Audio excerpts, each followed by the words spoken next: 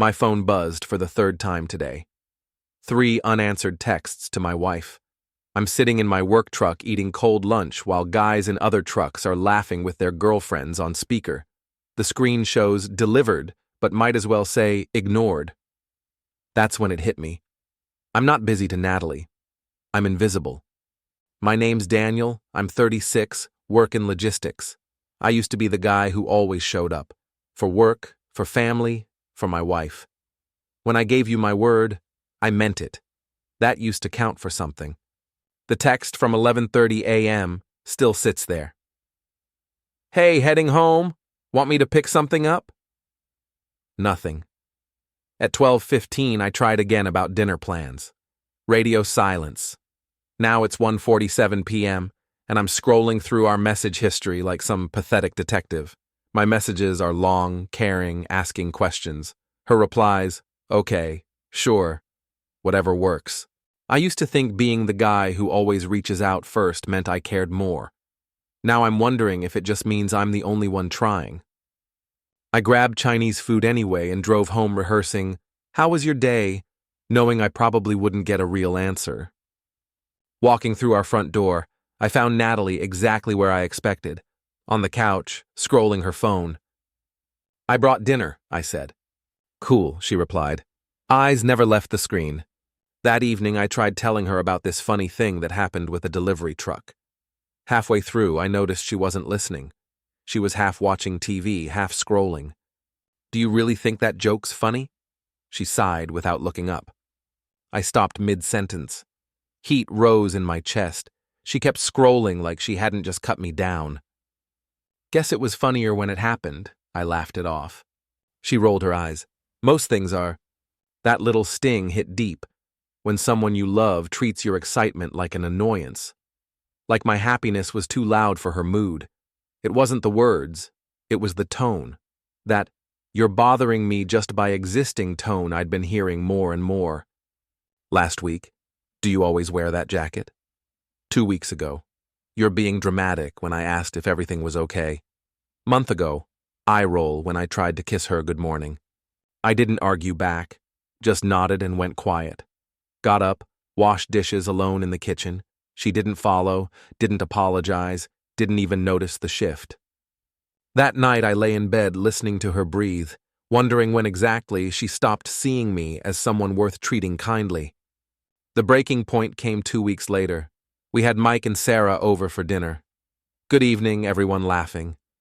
I felt like myself around friends. Started telling this story about a delivery truck getting stuck. Mid-sentence. So there I am, truck tilted at this crazy angle. Natalie stood up, grabbed her phone, walked out without a word. "No, excuse me, nothing." Room went dead quiet. Mike raised eyebrows. Sarah looked confused. I tried continuing, but my voice cracked halfway through. Everyone laughed uncomfortably, trying to save the moment. I felt something I'd never let myself feel before. Not just embarrassed, humiliated. She'd walked out on me like I was some boring stranger at a bus stop. After they left, I didn't sleep. Lay there staring at the ceiling, feeling like I didn't belong in my own bed. I didn't argue or demand explanations.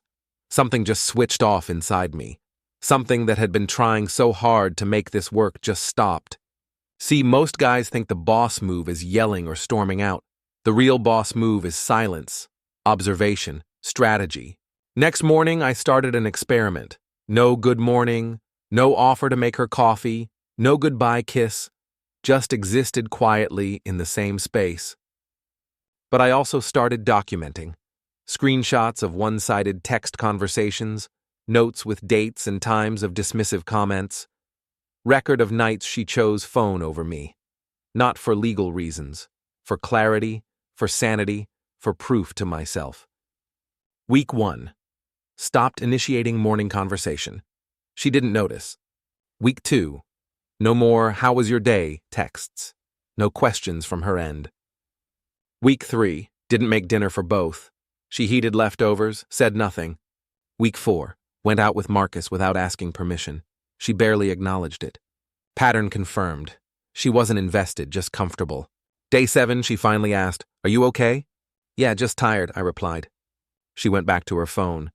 That confirmed everything. She wasn't concerned about me, just checking the temperature to make sure I wouldn't blow up and inconvenience her. I knew for sure she didn't miss my attention. She just missed having it available whenever she felt like noticing. I started going to gym after work instead of rushing home. Called up Marcus, friend I hadn't seen in months. Went out for beers without detailed itineraries. Week by week, I felt lighter. Realized how much mental energy I'd been spending on her moods. Remembered what it felt like to laugh without worrying about her reaction. Marcus noticed immediately. "You seem different, man, lighter." I'd been carrying invisible weight for months. Physical changes came naturally. Lost stress weight. Started dressing better, not for her, but for myself. Stood straighter. Co-workers noticed. "You seem good lately." Natalie started commenting, "That's a nice shirt." Tried initiating conversations about my day. But I responded politely without elaborating. She was getting the same energy she'd been giving me. 3 weeks in, she suggested dinner out together. I agreed, but something was different. I wasn't desperate for her attention anymore. The final moment came getting ready for her cousin's dinner party. I was standing in the hallway adjusting my watch strap, feeling confident for the first time in months. "Hey, should I wear the brown shoes or—" She brushed past me without glancing up.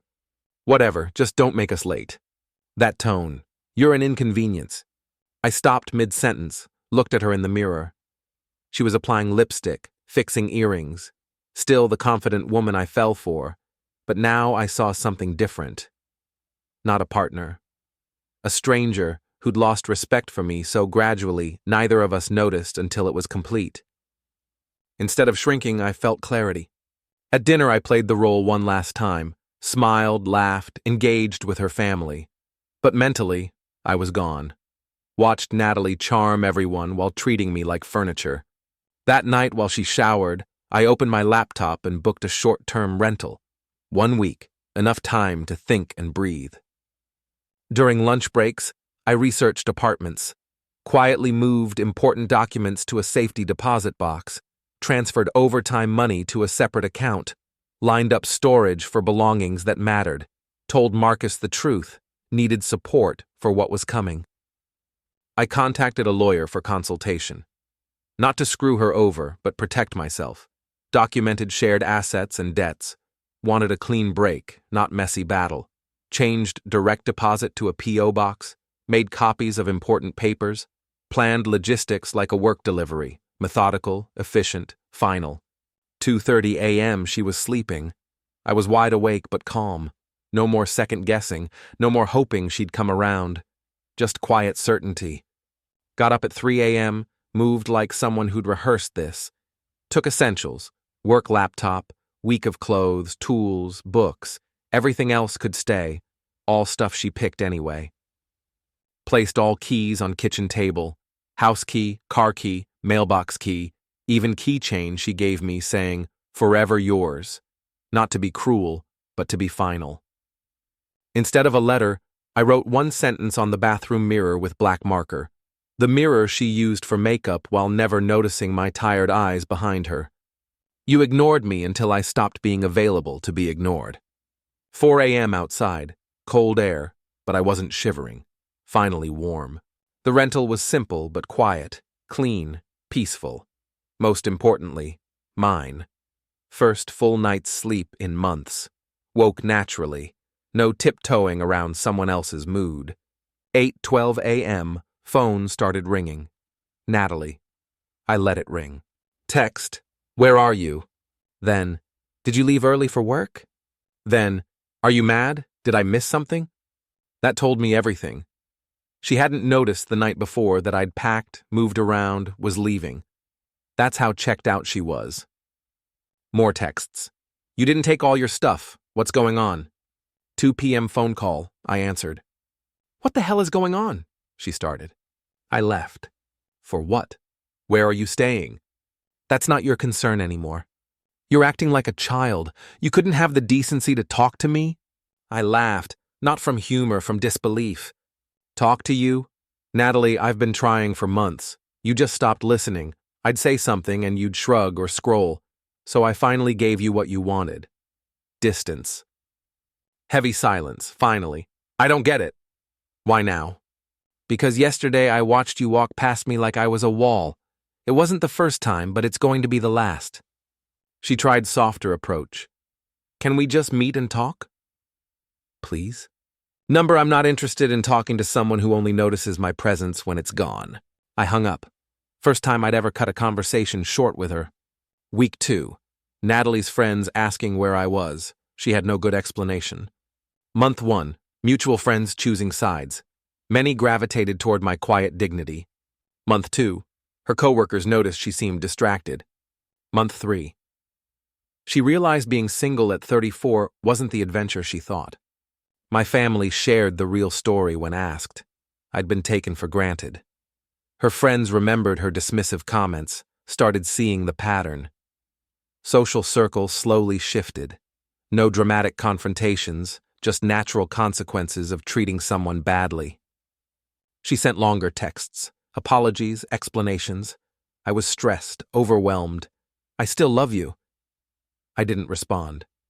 My routine, gym, work improvements, better sleep.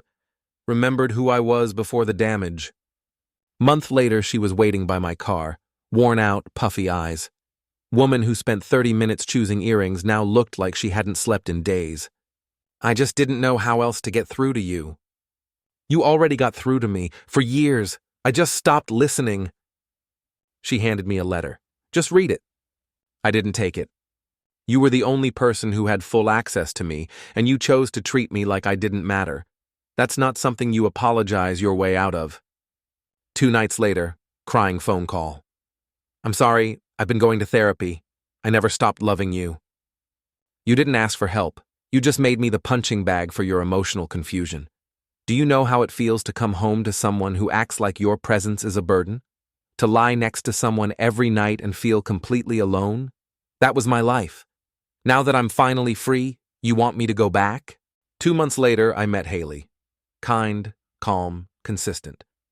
Actually listened when I talked, touched my arm like she cared, mutual conversation, effortless connection. Out with Haley at a waterfront bar one night, Natalie walked in alone. Saw us, froze, left. I didn't stop her, didn't need to prove anything. Few days later, final text.